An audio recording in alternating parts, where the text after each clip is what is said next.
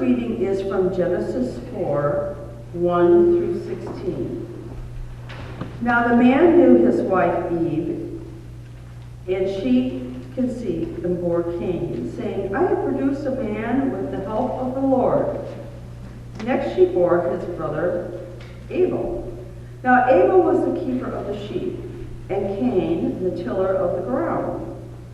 In the course of time, Cain brought to the Lord an offering of fruit of the ground, and Abel for his part brought the firstlings of his flock, the fat portions. And the Lord had regard for Abel and his offering, but for Cain and his offering he had no regard. So Cain was very angry, and his countenance fell. The Lord said to Cain, Why are you angry, and why has your countenance fallen? If you do well, will you not be accepted? And if you do not do well, sin is lurking at the door. Its desire is for you, but you must master it. Cain said to his brother Abel, Let us go out to the field. And when they were in the field, Cain rose up against his brother Abel and killed him. And then the Lord said to Cain, Where is your brother Abel? And he said, I do not know. Am I my brother's keeper? And the Lord said, What have you done? Listen. Your brother's blood is crying out to me from the ground.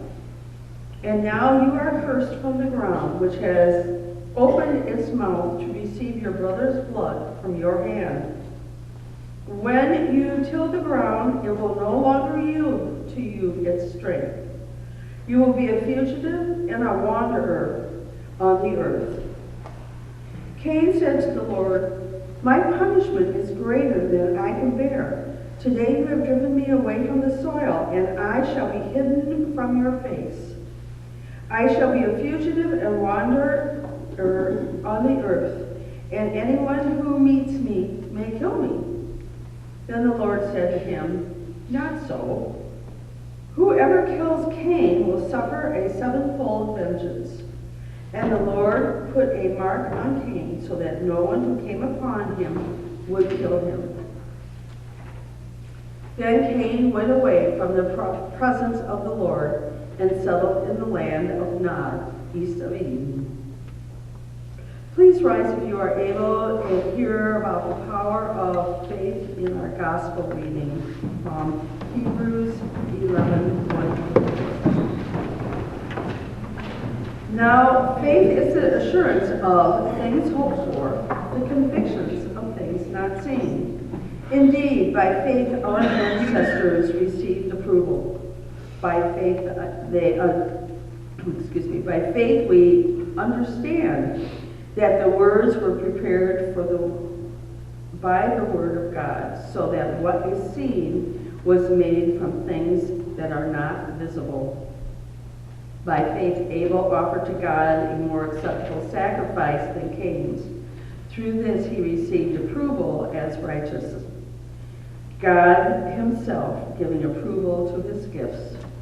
He died, but through his faith he still speaks.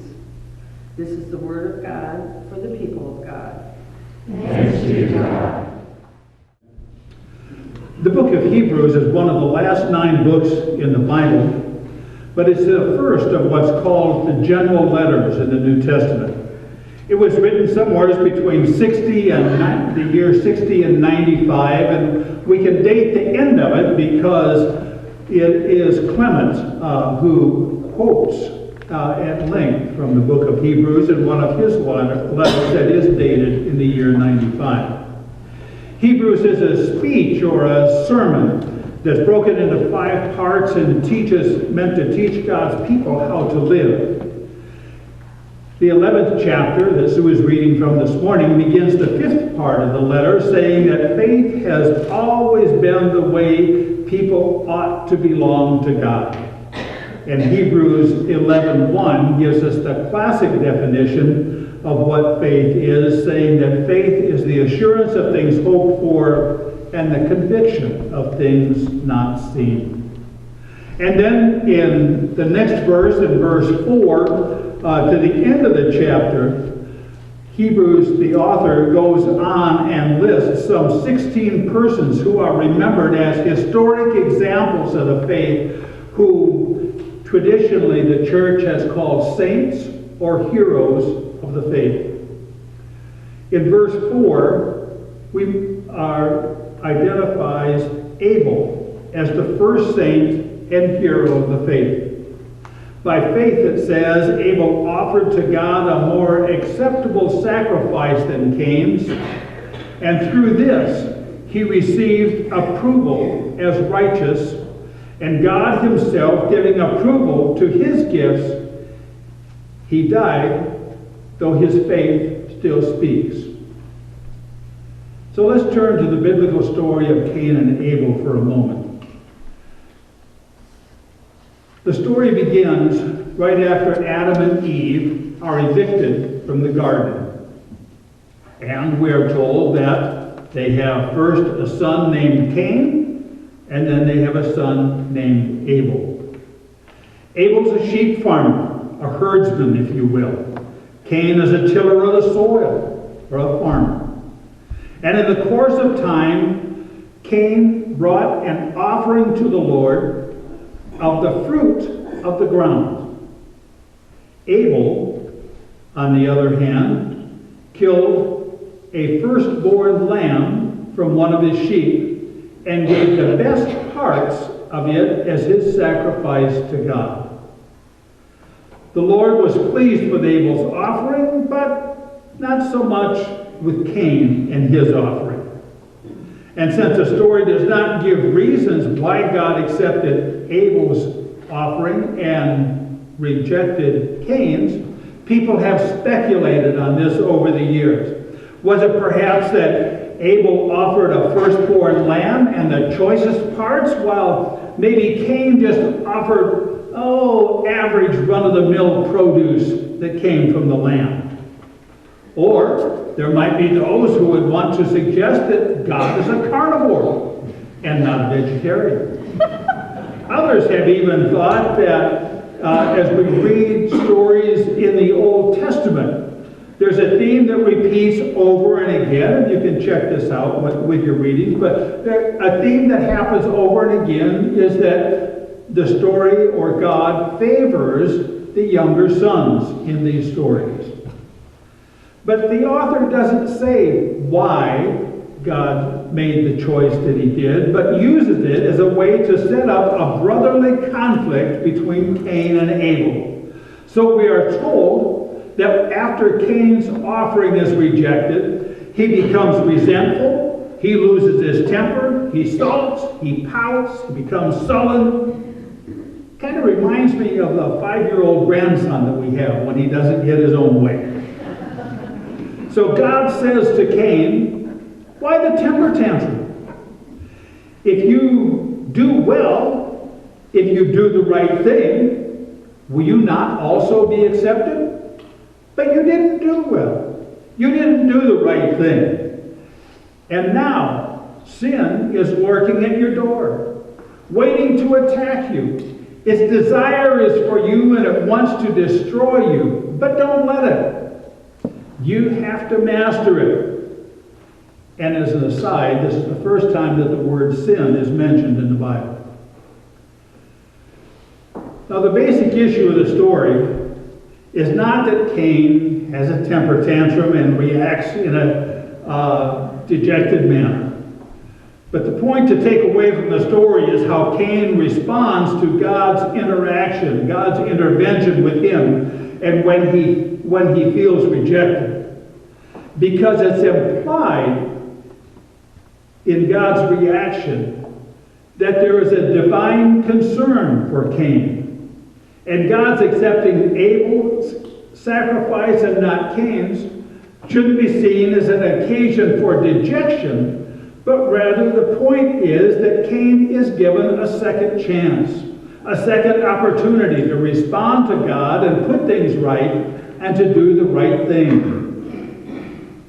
But how does Cain respond to this great opportunity for a second chance? he asks his brother to go for a walk out in the field. And when they are there, Cain kills Abel. And then God enters the story again. And we hear him ask Cain, "Where is your brother Abel?"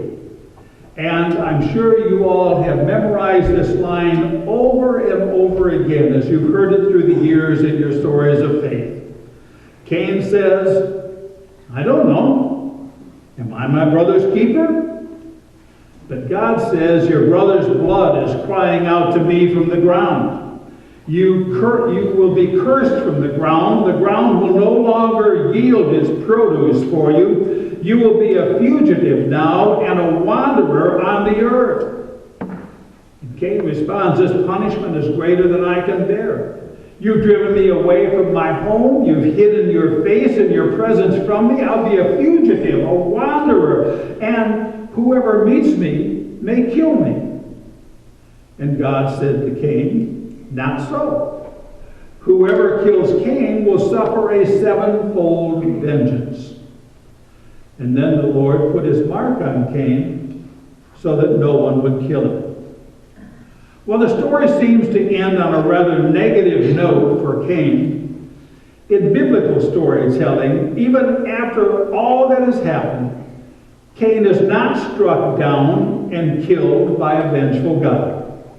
No, instead, Cain is still given another chance to do the right thing, and Cain is placed under the very special care of God.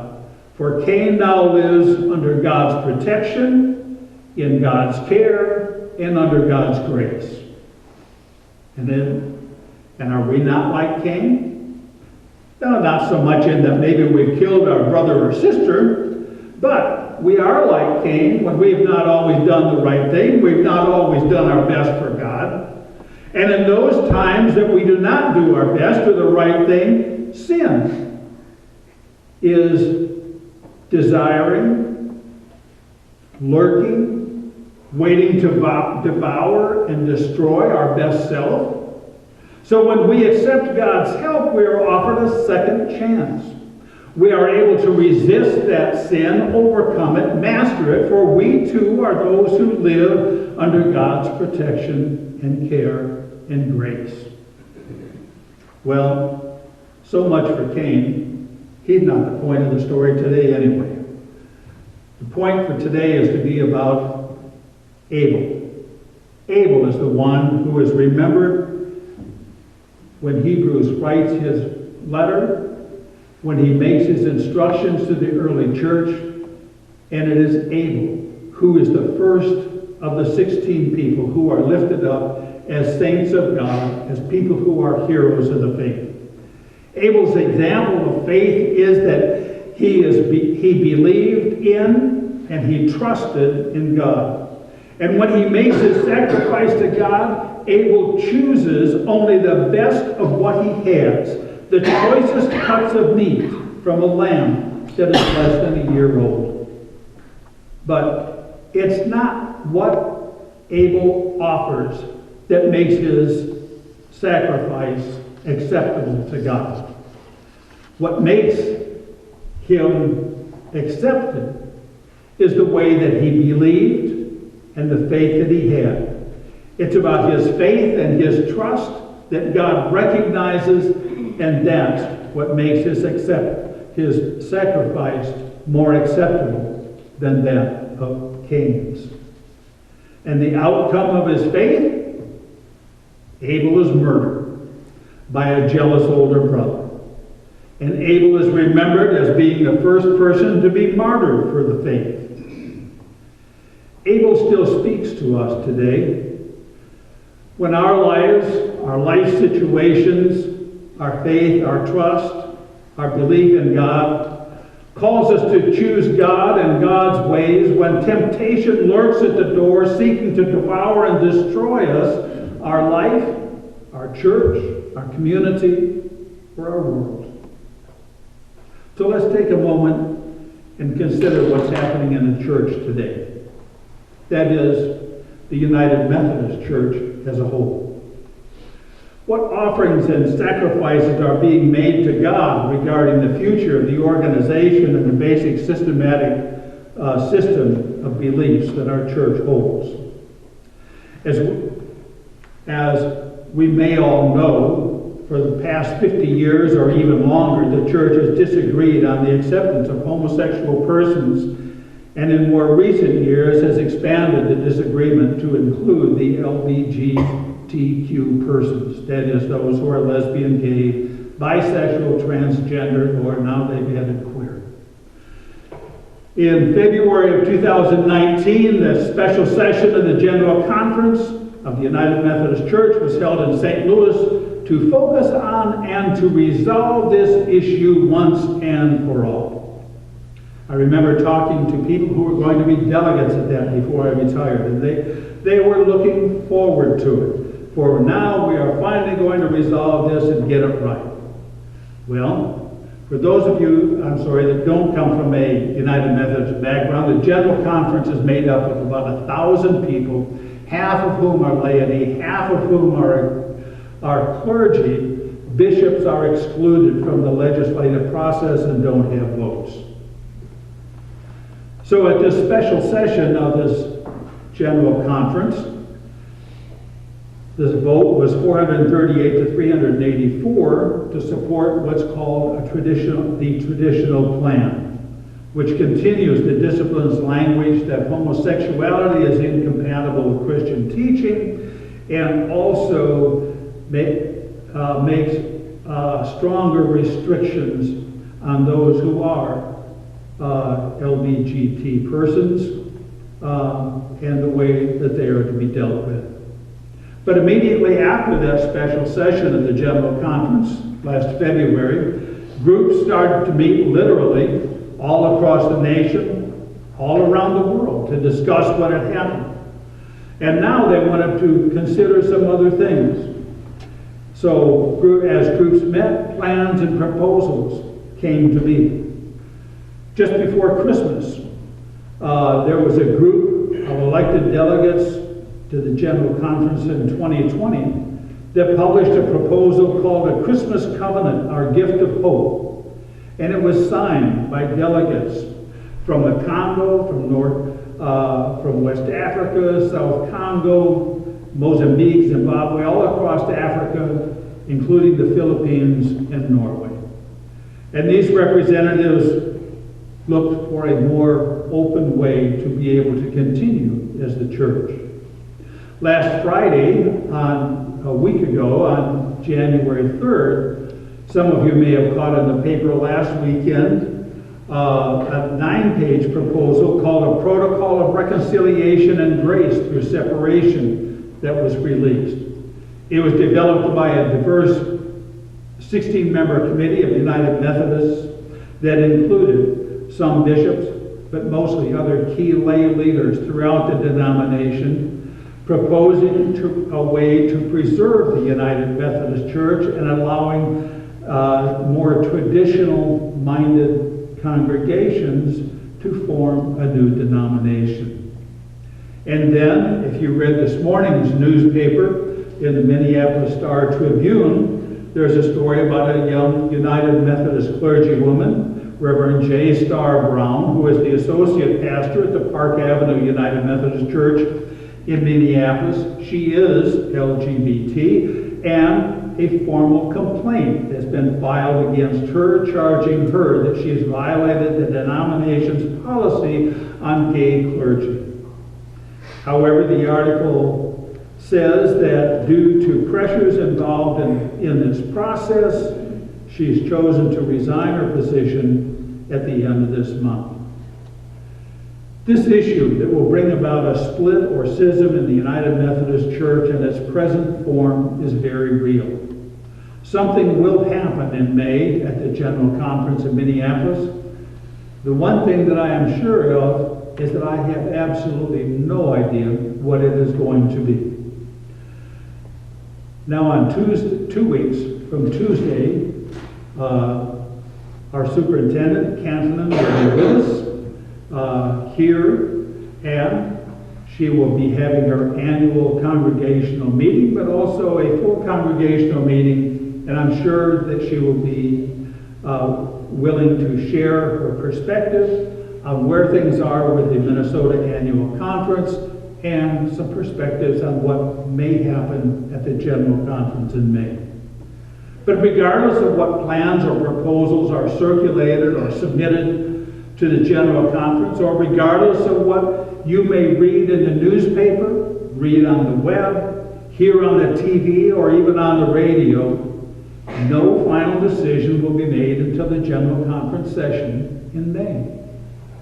And the decisions will be made by the church in a democratic legislative process, which seems laborious to many, but that's the way the system works. And whatever is passed is subject to a judicial council review.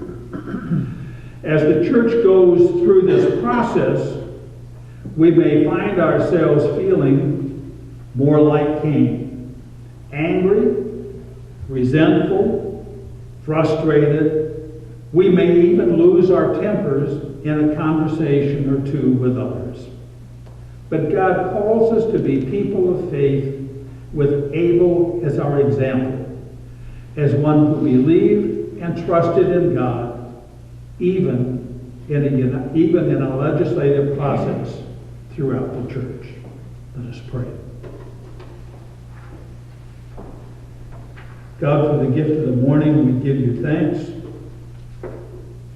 We ask that you hear us in these moments as we lift up a prayer and offer to you this prayer which Jesus taught when they prayed together and said, Our Father, who art in heaven, hallowed be thy name. Thy kingdom come, thy will be done, on earth as it is in heaven. Give us this day our daily bread, and forgive us our trespasses, as we forgive those who trespass against us. And lead us not into temptation, but deliver us from evil. For thine is the kingdom, and the power, and the glory forever.